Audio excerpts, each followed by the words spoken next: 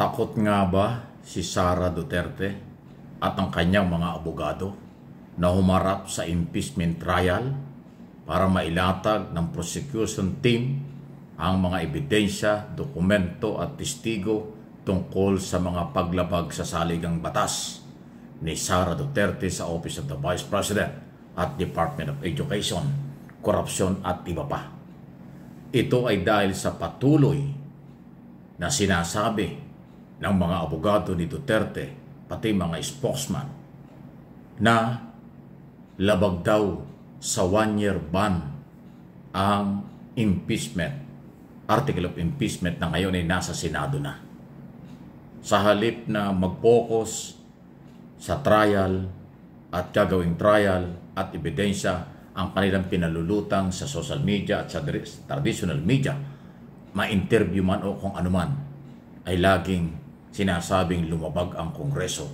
Sa kabila ng lahat, paulit-ulit na, hindi lang sa interview, hindi lang sa press conference, pati sa dokumentong isinumiti sa impeachment court ng prosecution team na hindi sila lumabag sa 1-year ban. Okay? Nasa maayos na proseso ang article of impeachment.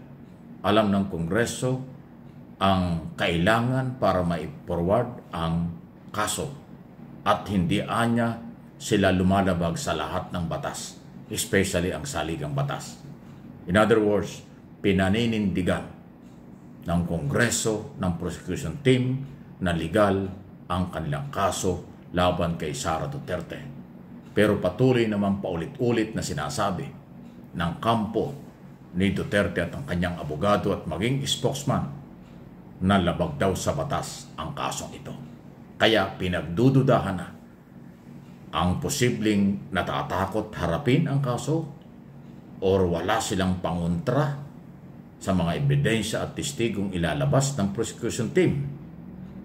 At gusto talaga nilang harangin na huwag magkaroon ng trial kasi maliban sa kailang pagsasabi na lumabag sa 1-year ban, mayroon din silang galaw na i-dismiss ang kaso without trial.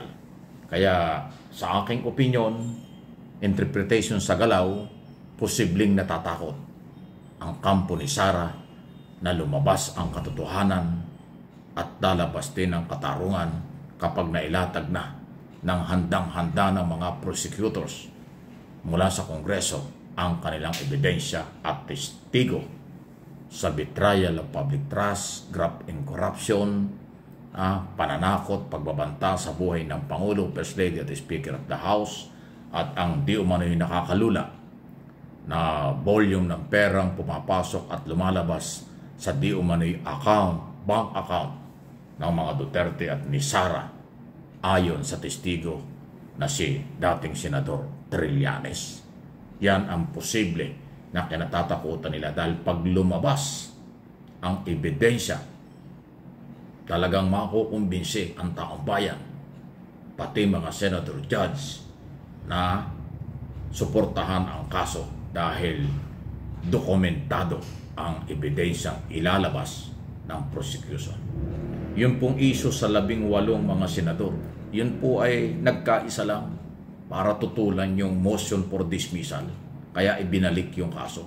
Pero pag nakita nila ang mga ebidensya, mag-iiba po ang kanilang diskarte dyan at paniniwala dahil hindi papayag ang mga bagong senador na nagsimula ng manungkulan ngayon 20 Congress na hindi maayos ang proseso. Paninindigan ng mga senador, ng mga veterano at bago na magkaroon ng decorum sa trial. Hindi pwede yung nagsisigawan at nagtataasan ng boses na kung ano-ano o mosyong pag-dismiss ng kaso na hindi trabaho ng isang senator judge ang mag-dismiss ng kaso without trial. Dahil constitutional duty ang pag-trial bago mag-decide. Ayan po yan. So, kayo, anong tingin ninyo?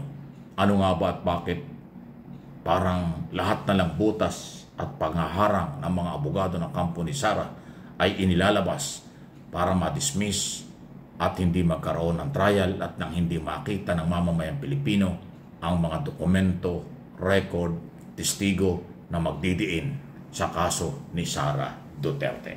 Any comment, reaksyon, malaya po kayo. Okay? Samantala, itong isod tumindi. Marami pong kasong ipapile ang Senado sa pangunguna ni Senator Ontiveros laban tong kay alias Rene o Michael na testigong bumaligtad dahil lahat po ay kabaligtaran ng kanyang sinabi. At ngayon po ay pinaniniwalaan ni Ontiveros na nasa kamay ng Kingdom of Jesus Christ itong si Michael na matapos mawala sa kontrol ng mga testigo under ng Senado. Lahat po ng kanyang paratang na siya'y binayaran, siya'y pinilit, lahat yun ay kabaligtaran. Hindi po ganon. Dati ko nang sinabi, walang pera si Ontiveros para magbayad ng testigo. Wala rin pera ang Senado at mga komite para magbayad ng testigo dahil wala yan sa batas ang magbayad ng testigo. Kaya kalokohan ang lahat ng paratang ni alias Rene. Ang tunay na pangalan ay Michael. Mas malaki ang magiging problema ngayon ng mamang yan. Kung yung mga gunita, naging topic ko na rin ito nung nakaraan, nung unang pumutok ito, at nag-warning na ako at nagsabi na mas mahirap ang sitwasyon ni alias Rene na si Michael dahil sa ayaw at sa gusto niya, siya ay isa sa mga sumira kay Kibuloy. Isa siya sa dahilan kung bakit nakulong si Kibuloy. Dahil yung hearing sa Senado, isa sa dahilan kung bakit gumalaw ang Department of Justice, lumabas ang mga testigo at complainant, kaya nakasuhan at nakulong si Kibuloy. Kaya ito si alias Rene na si Michael, kasama siya sa dahilan kung bakit nakulong si Kibuloy dyan sa Pasig dahil sa qualified human trafficking. Matapos nilang siraan sa hearing, tapos ngayon binabawi at lumalabas ngayon sa report ni Ontiveros na ngayon ay hawak ng Kingdom of Jesus Christ. Anong iyong kasiguruhan dyan na ikaw ay safe matapos pabalik-baliktad ng iyong statement?